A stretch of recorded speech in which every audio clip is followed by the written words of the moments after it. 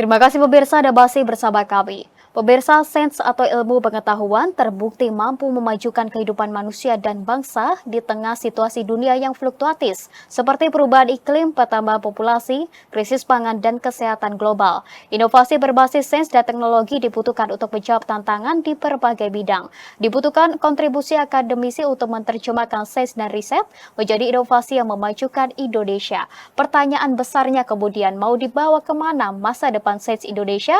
Berikut informasi selengkapnya untuk Anda. Halo pemirsa, bertemu kembali bersama saya Mona Azharinisak dalam kanal siaran berita pemerintah. Pemirsa, sains atau ilmu pengetahuan terbukti mampu meningkatkan kehidupan manusia dan juga bangsa. Di tengah kehidupan saat ini tentunya konflik di berbagai situasi global mulai dari pertambahan populasi, perubahan iklim, lalu ada krisis pangan dan juga kesehatan global. Di sini tentunya inovasi berbasis sains dan teknologi sangat dibutuhkan untuk menghadapi berbagai tantangan tersebut. Dan pemirsa, dibutuhkan kontribusi akademis untuk menerjemahkan sains dan riset menjadi inovasi yang memajukan Indonesia. Namun pemirsa, pertanyaan besarnya adalah akan dibawa kemana riset dan juga teknologi Indonesia ini. Dan untuk membahasnya pemirsa, saat ini kita sudah bersama langsung dengan Menteri Pendidikan Tinggi, Sains dan Teknologi Bapak Profesor Satrio Sumantri Brojonegoro. Pak Menteri, apa kabar? Baik. Terima kasih. Saya juga terima kasih Pak, tadi Pak kita dari Komdiji bisa ada kesempatan untuk langsung berdiskusi bersama dengan ujung tombaknya Kementerian Pendidikan Tinggi, Sains dan juga Teknologi. Sebelumnya kita ucapkan selamat dulu Pak untuk jabatan saat ini, beban baru tentunya pendidikan di Indonesia, banyak sekali sektor-sektor dan juga PR besarnya begitu Pak Menteri. Dan sebelum kita bahas yang berat-berat ini Pak, kita bahas yang santai-santai dulu. Kita tahu bahwa Pak Menteri sudah banyak berkontribusi dalam proyek penelitian dan pengembangan sains teknologi baik di Indonesia ataupun di taraf internasional. Sejauh ini dan Bapak juga telah berkontribusi dalam keberhasilan dari Triple Helix, kerjasama antara pemerintah, universitas, dan juga industri nasional. Dari berbagai pengalaman yang telah Bapak lakukan itu, bagaimana Bapak melihat perjalanan sains dan riset yang ada di Indonesia? Apa tantangan ini Pak Menteri? Baik, selama ini memang kami yang menggeluti bidang sains teknologi, para periset, para ilmuwan, para akademisi sudah berjuang sangat gigih dan keras untuk memajukan ilmu pengetahuan dan teknologi di Indonesia, baik melalui penyiapan sumber daya manusia atau talenta yang kita latih, kita didik, juga kegiatan riset dan pengembangan yang tujuannya untuk meningkatkan kemampuan Indonesia dalam bidang iptek, diwujudkan dengan beberapa industri atau teknologi yang kita miliki untuk masa depan. Dan juga melalui berbagai macam kegiatan, entah lewat publikasi, lewat diseminasi pada masyarakat, pada juga internasional, supaya Indonesia juga mendapatkan pengakuan sebagai negara yang sedang mengembangkan kemampuan iptek atau sains dan teknologi.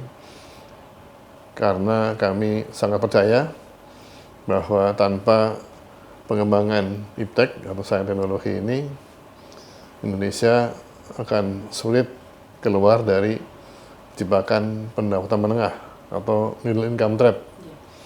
Nah, itu sebabnya sudah kami berjuang selama ini, ya cukup lama. Memang belum secepat atau seberhasil yang kami harapkan, karena kalau dibandingkan negara lain, mereka juga maju, kita juga maju. Mereka maju lebih cepat. Nah, tantangannya adalah bagaimana kita mempercepat kemampuan kita supaya dengan negara-negara lain kita punya persaingan yang memadai lah. Artinya dengan mereka kita juga nggak terlalu jauh tertinggal. Jadi kita bisa juga mengembangkan Indonesia sebagai negara. Nantinya kan maunya 2045 Indonesia emas. Target yang lumayan cita-cita besar berat. Indonesia gitu. Iya. Baik, berarti yang menjadi tantangannya kita harus lebih cepat, setidaknya sama dengan negara lain gitu ya Pak Menteri ya. Nah, sejauh ini kalau Bapak tadi sudah melakukan berbagai upaya bersama dengan teman-teman dalam sektor pendidikan, riset dan juga teknologi, yang menjadi kunci yang harus kita pertahankan dan kita kembangkan nantinya untuk meningkatkan masa depan dari sains dan teknologi di Indonesia itu sebenarnya apa Pak, dari sektor mana? Kalau yang kita harus pertahankan terus adalah semangatnya. Saya tahu teman-teman kami semua, baik yang lebih senior, juga lebih junior atau yang seumur dengan saya itu, mereka punya kemampuan yang luar biasa, semangatnya luar biasa. Bahkan mereka tidak jarang mau bekerja, tidak harus diberikan penghargaan apapun itu ya. Yang penting ilmunya bisa dikembangkan, bermanfaat untuk masyarakat. Itu demikian, mereka sangat gigihnya untuk itu. Nah, memang yang kita hadapi saat ini di Indonesia, kenapa belum semaju negara lain yang sudah memang lebih dahulu dan lebih aktif pengembangan ipteknya, ada beberapa dukungan regulasi yang belum sesuai. Kemudian kalau bicara keuangan, pastilah tentunya kan kurang ya, meskipun orang bilang ya nggak pernah cukup sih, kurang terus itu. Tapi ada kadar pendanaan yang kalau itu diberikan, mekanismenya betul, itu bisa mempercepat pertumbuhan kemampuan iptek kita ke depan. Itu yang sedang kami upayakan. Nah, kami di kementerian ini sedang berusaha juga untuk menyusun beberapa kriteria ataupun sistem untuk menciptakan ekosistem penelitian dan pengembangan untuk pengembangan sains dan teknologi. Salah satu yang kita ingin capai adalah kemampuan atau kemungkinan seorang peneliti itu atau akademisi, ilmuwan mempunyai kebebasan di dalam mengembangkan ilmu pengetahuannya itu. Itu yang masih belum kita dapat secara utuh itu. Kita sedang berjuang untuk itu. Kemudian kebebasan tersebut juga harus dibarengi dengan sistem pendanaan penelitian yang juga memiliki suatu keluasan fleksibilitas dalam penggunaannya, sehingga bisa lebih efektif untuk mencapai tujuan dari risetnya dia. Banyak berarti Pak ya tugas kita saat ini? Ya, memang itu udah lama juga sih, terus kita perjuangkan. Memang harus perlu waktu untuk meyakinkan masyarakat dalam hal ini. Dan saat ini Pak Menteri, yang menjadi perhatian juga dari banyak orang adalah pada saat dilantik oleh Presiden Prabowo Subianto ini, setiap menteri tentu ada tugas masing-masing yang.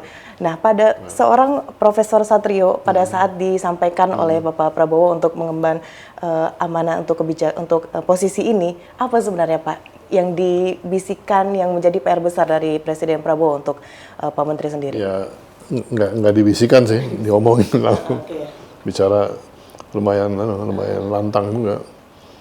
Jadi Indonesia harus di negara maju, di mana yang beliau ingin pastikan kita punya talenta sains teknologi yang handal, mampu bersaing secara global, dan dari situ kita mampu membangun Indonesia mencapai kondisi yang lebih maju supaya kita mencapai target Indonesia Emas 2045. Tapi lebih dari itu, sebetulnya beliau ingin kita punya SDM talenta yang kuat, yang hebat itu lebih kepada untuk tanda petik ketahanan negara kita yang berdaulat. Karena kita lihat di belahan bumi di sebelah barat, sebelah timur, secara geopolitik kan banyak sekali sekarang ya gejolak-gejolak antar negara dan sebagainya. Bahkan yang cukup besar kan kita perhatikan antara Cina sama Amerika Serikat. Nah, kami berharap semua damai. Ya, Indonesia, Pak Presiden sudah mengatakan kita prinsipnya berdamai dengan semua negara di dunia ini. kita berteman dengan semuanya, kolaborasi dengan semuanya. Nah, tapi kan kita tidak bisa pastikan seperti itu. Jadi untuk bisa kita bertahan sebagai negara yang berdaulat, kita harus punya human capital atau talenta yang tangguh. Itu yang bisa membuat Indonesia ke depan itu survive. Jadi survival masalahnya. Jadi negara maju, itu tadi yang disampaikan.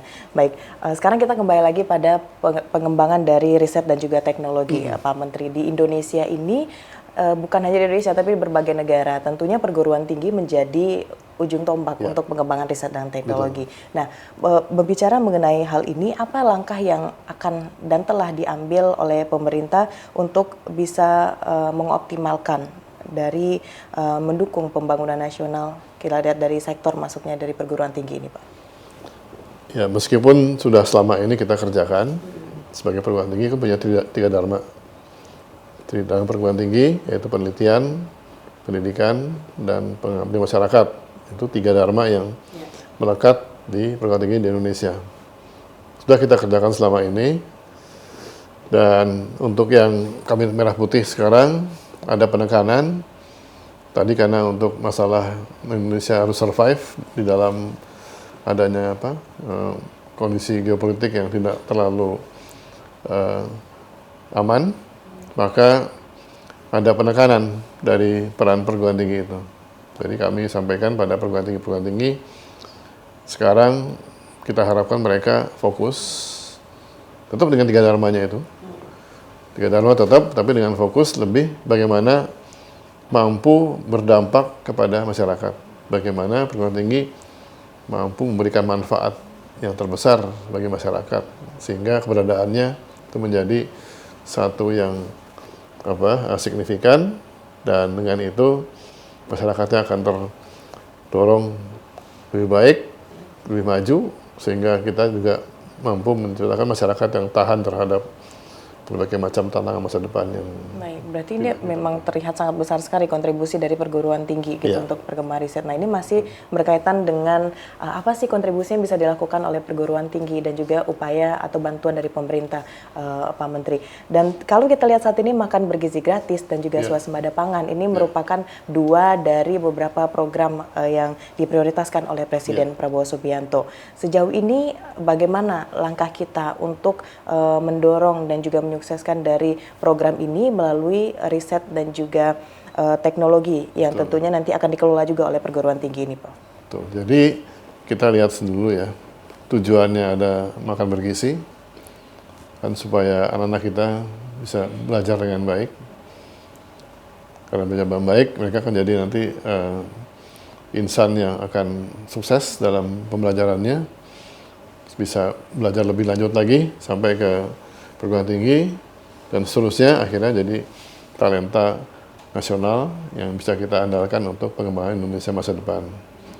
Nah, untuk makan bergizi, swasembada pangan itu juga satu target beliau, Pak Presiden.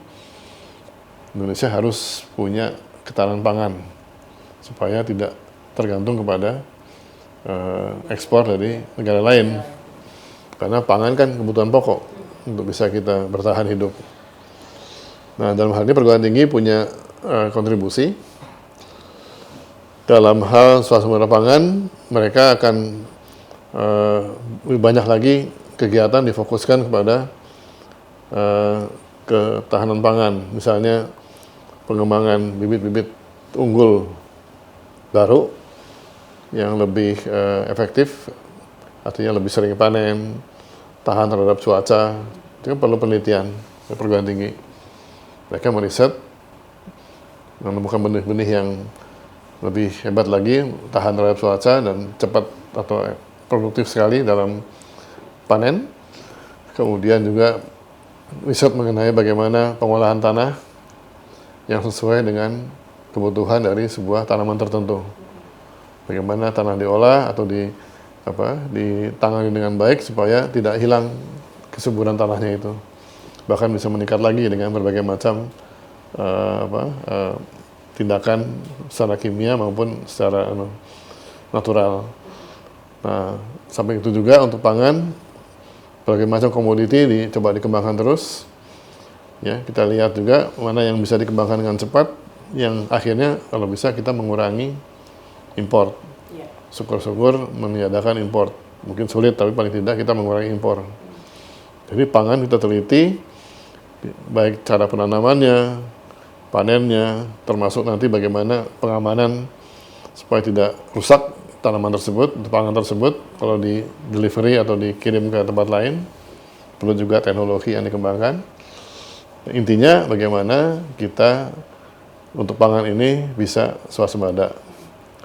Teman-teman di perguruan tinggi sudah banyak yang terlibat dengan penelitiannya, dengan pengabdian pada masyarakatnya, kemitraan dengan masyarakat untuk menciptakan kondisi kita pangannya itu cukup. Nah, untuk makan bergizi pun sama.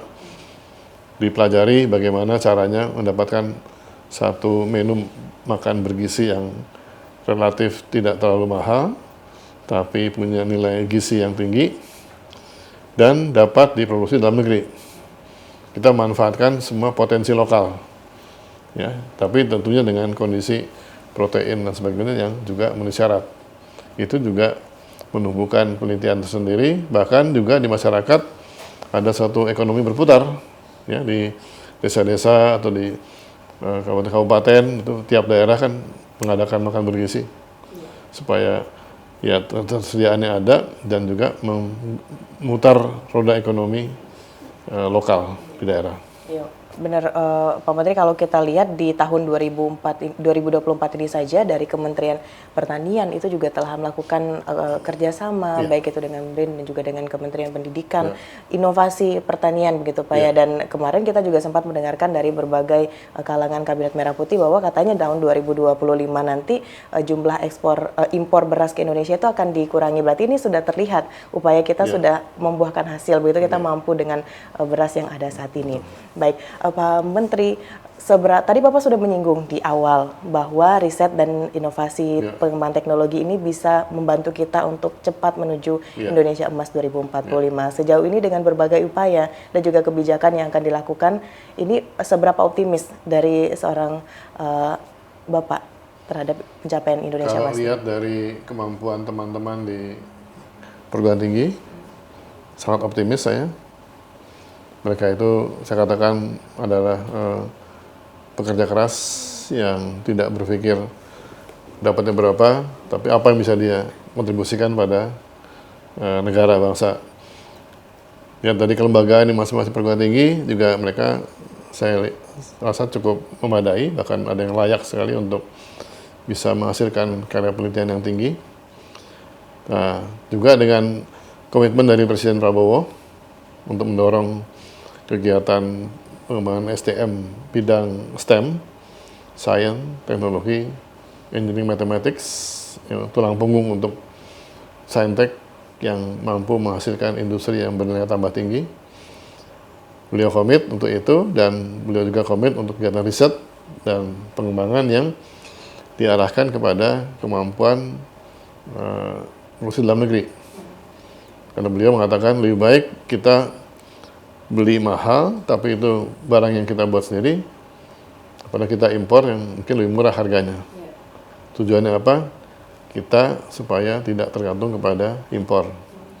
Nah, dengan komitmen beliau seperti itu, kemudian kami di lapangan juga sudah sangat siap dan menanti betul adanya komitmen dari Presiden kita, Pak Prabowo.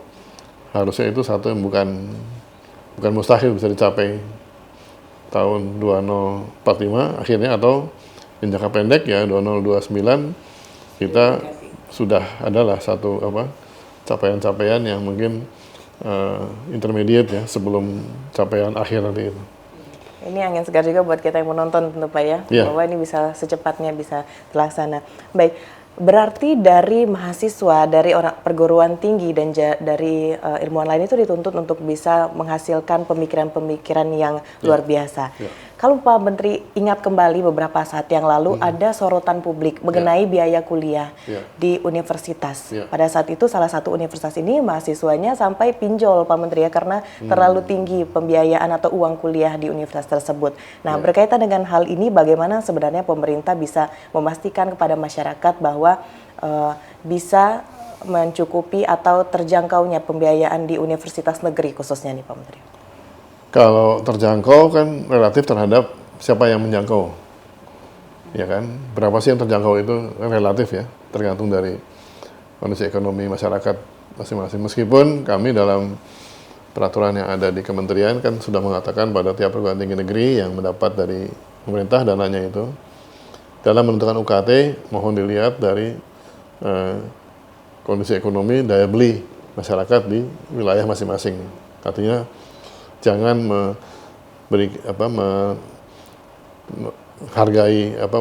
menentukan UKT-nya itu di atas dari kewajaran.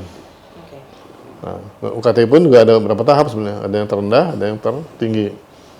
Dulu kan tujuannya yang tertinggi itu untuk yang mampu supaya subsidi silang bagi yang tidak mampu. Yang tidak mampu itu dikenakan UKT yang paling rendah. Nah, tapi ya dalam praktek adalah kadang-kadang tidak sesuai itu. Tapi kalau tadi kaitkan dengan pinjol, jadi kalau uang kuliah itu terlalu tinggi, mungkin untuk yang bersangkutan memang terlalu tinggi. Tapi sebetulnya di tiap kampus itu ada skema beasiswa. Ya, tiap kampus punya dana beasiswa. Sebetulnya anak yang memang mau kuliah tapi ekonominya mungkin tidak memenuhi syarat atau tidak mampu, bisa minta beasiswa ke perguruan tingginya. Ada beasiswa, jadi nggak usah lari ke pinjol. Minta beasiswanya, pasti dikasih kok, kalau emang betul ya. Betul nggak mampu dan betul dia memang mau belajar, pasti ada beasiswa dari tiap-tiap perguruan tinggi. Apalagi yang kan pemerintah sudah menyediakan dana. Saya bilang di dalam banyak pertemuan dengan mahasiswa, kalau you memang mau kuliah serius, ekonomi pun mungkin nggak mampu, saya pastikan Anda tidak akan pasti bisa kuliah gitulah, ya nggak usah takut itu, nggak usah serius. Jadi pinjol itu ya mungkin ada 1 atau 2 anak yang mungkin atau 10 anak yang memang nyoba-nyobalah pinjol, siapa tahu kan mungkin memang tidak ingin mengganggu ekonomi keluarga begitu Pak ya, mempermudah. Jadi jalannya salah gitu. Tapi kalau orang yang berpikirnya seperti itu, dia ambil judi dong, ya kan? Nggak ambil pinjaman itu, yang seperti itu.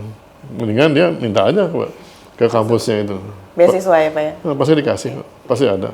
Baik, berarti sudah ada solusi begitu dari pemerintah. Kita ada tahap-tahapan atau tingkat-tingkatan untuk uang kuliah tersebut. Terakhir Pak Menteri, ini mungkin kita minta closing statement saja untuk teman-teman atau pemirsa yang menonton saat ini mengenai bagaimana kedepannya pemerintah akan membawa riset dan juga saintek yang ada di Indonesia ini. Jadi kami memang berupaya sungguh-sungguh di kementerian kita ini supaya Indonesia ke depan itu menjadi bangsa yang produktif, bangsa yang mampu keluar dari jebakan pendapatan menengah, middle income trap. Dan kalau kita sudah produktif, maka kita akan mampu jadi negara maju. Dan ekonomi bisa tumbuh juga sampai 8% sesuai dengan yang diharapkan oleh Bapak Presiden. Nah kalau tercapai, dengan SDM yang juga sangat mumpuni ke depan, insya Allah, maka 2045 Indonesia emas itu bukan sesuatu yang tidak mungkin. Baik, terima kasih Profesor Satrio selaku Menteri Pendidikan Tinggi, Sains dan Teknologi sudah banyak sekali memberikan kita berbagai informasi terbaru mengenai dunia pendidikan dan juga riset. Terima kasih banyak Pak Menteri. Dan pemirsa, itulah dialog khusus kita pada kali ini bersama dengan Menteri Pendidikan Tinggi, Sains dan Teknologi Bapak Profesor Satrio Sumantri Brojonegoro. Terima kasih bagi Anda yang telah menyaksikan. Terima kasih banyak ya Bapak. Terima kasih.